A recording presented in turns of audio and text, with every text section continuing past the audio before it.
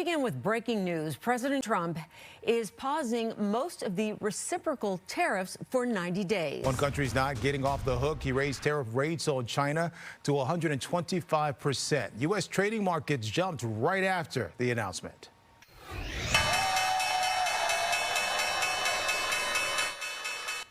The Dow and S&P 500 surged for their biggest gain in 5+ years, and the Nasdaq posted its best day since 2008, reversing days of downward trends. But is this going to be enough to curb those recession fears?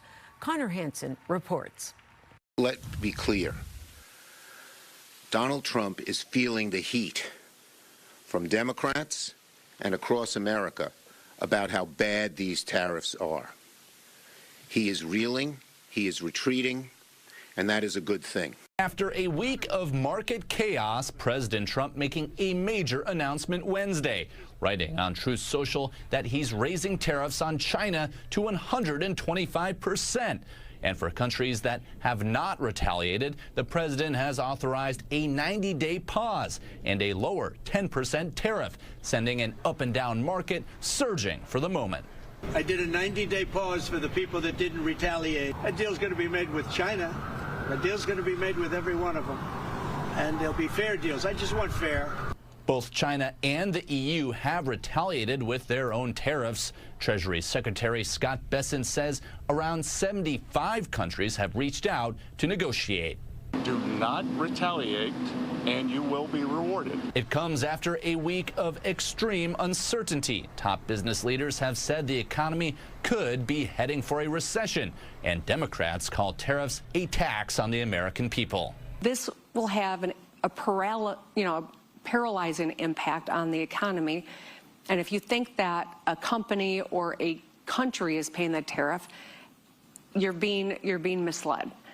It is the consumer that ends up paying the cost. Treasury Secretary Scott Bessent says the administration is already holding meetings with Vietnam, a country the U.S. has one of the largest trade deficits with. In New York, Connor Hansen, Fox 32 Chicago.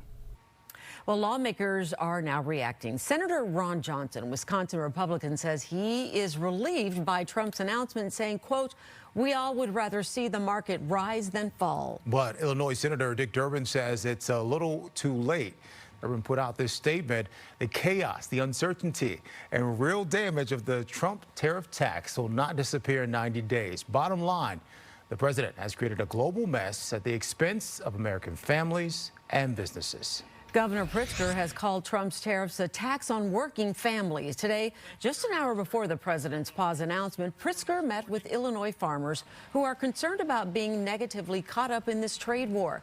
During Trump's first term, his tariffs led to reduced agricultural efforts by more than $27 billion. To help make up for the loss, farmers were given $23 billion in economic assistance. Perhaps most important right now, we're fighting for a farm bill that restores funding and support for Illinois farmers. The harsh cuts to USDA programs proposed by DOGE and the tariffs that the president has put in place are already taking their toll on our rural communities. I've heard directly from farmers all across our state about the devastating impact that this round of tariffs will have on their operations. Many are still recovering from the last trade war during President Trump's first term. Last week, the governor led a trade trip to Mexico with agricultural leaders, and earlier this week, he signed a memorandum of understanding pledging to work together to encourage trade between Britain and Illinois.